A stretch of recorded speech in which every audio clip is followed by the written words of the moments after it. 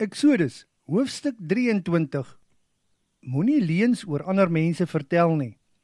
Jy mag nie met iemand wat skuldig is aan 'n misdaad saamspan en valse getuienis aflê nie. As die meerderheid verkeerd is, mag jy nie saam met hulle staan nie. Moenie met hulle saampraat of met hulle saamstem as hulle die reg verdraai nie. In 'n hofsaak mag jy nie die kant van 'n arm mens kies net omdat jy hom jammer kry nie. 'n Bees of donkie wat verlore geraak het en afgedwaal het van sy eienaar, moet jy beslis aan sy eienaar terugbesorg, al is hy jou grootste vyand. Indien 'n donkie gaan lê het onder sy vrag omdat dit te swaar vir hom is, moet jy sy eienaar help om die vrag ligter te maak, al is hy iemand wat jou haat. Moenie die reg verdraai van 'n arm mens in 'n hofsaak nie. Moenie bedrog pleeg nie. Moenie veroorsaak dat iemand wat onskuldig is ter dood veroordeel word nie, want voor my bly die skuldige skuldig en die onskuldige onskuldig. Omkoopgeld of 'n omkoopgeskenk mag jy nie vat nie, want dit maak jou blind vir die waarheid, want dit laat die regsaak van die regverdige skipbreek lei. Moenie 'n vreemdeling onderdruk nie. Onthou hoe jy as vreemdeling gevoel het toe jy in Egipte onderdruk was. Vir 6 jaar kan jy jou landerye bewerk en afoes, maar in die 7de jaar mag jy dit nie bewerk nie. Dit is sodat die armes en die behoeftiges van jou volk ook iets kan hê om te eet.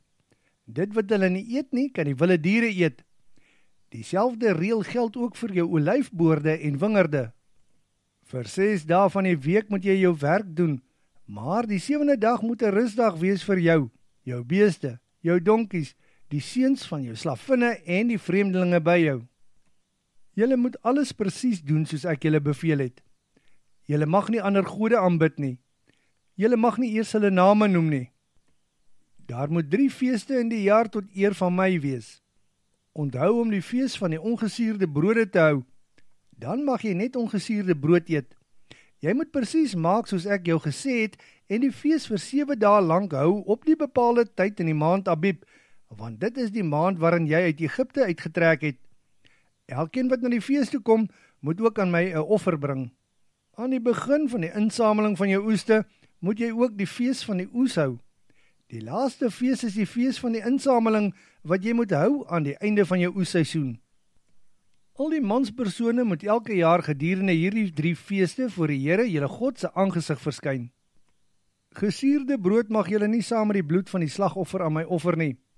Julle mag ook nie die vet van die feesoffer aan my tot die volgende oggend laat oorstaan nie.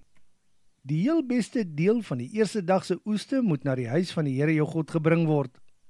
Moenie 'n klein bokkie kook in sy ma se melk nie. Ek stuur my engel vooruit. Hy sal julle op die pad waarop julle moet gaan beskerm en julle neem na die land wat ek vir julle gereed gemaak het. Julle moet hom gehoorsaam en luister wat hy vir julle sê. Moenie ongehoorsaam aan hom wees nie, want hy sal julle dit nie vergewe nie. Hy verteenwoordig my. As jy egter hom gehoorsaam en presies doen wat ek vir jou sê, sal ek die vyand van jou vyande wees en die wat jou teenstaan, sal ek teenstaan. My engel sal jou vooruitgaan en jou bring tot by die Amorite, Hethiete, Feresiete, Kanaaniete, Jewiete en Jebusiete, en ek sal hulle uitdelg. Moenie hulle gode aanbid of dien nie. Moenie doen wat hulle doen nie. Jy moet egter al hulle gode tot niet maak en die klippilare waar hulle hul gode aanbid, moet jy in stukke breek. Julle mag slegs die Here julle God aanbid en dien. Dan sal hy julle seën met 'n oorvloed brood en water, en daar sal geen siektes onder julle wees nie. Daar sal geen misgeboortes in jou land wees nie, en jy sal 'n baie lang lewe hê. Die volke by wie jy gaan kom, sal in vrees en bewing vir jou leef, en ek sal hulle in chaos dompel en voor jou oë uit laat vlug. Die perdebye wat ek voor jou uit sal stuur, sal die Jewiete, Kanaaniete en die Hethiete voor jou uitdryf. Maar ek sal dit nie op een slag laat gebeur nie, want dan word die land woes en neem die wilde diere oor. Stelselmatig, oor 'n tydperk sal ek hulle bietjie vir bietjie voor jou uitdryf, totdat julle sterk genoeg is in getalle om die land in te neem. Jou grense sal ek vasstel vanaf die Rietsee tot by die Middellandse See, ook bekend as die See van die Filistyne, en van die woestyn af tot by die Efraatrivier. Kyk, ek sal die bewoners van die land in julle mag oorgee, en jy sal hulle uit die land verdryf. Moenie enige ooreenkoms met hulle of hulle gode sluit nie. Hulle mag glad nie saam met jou in die land woon nie, want dit sal 'n valstrik word vir jou en jy sal teen my sondig deur hulle gode te aanbid.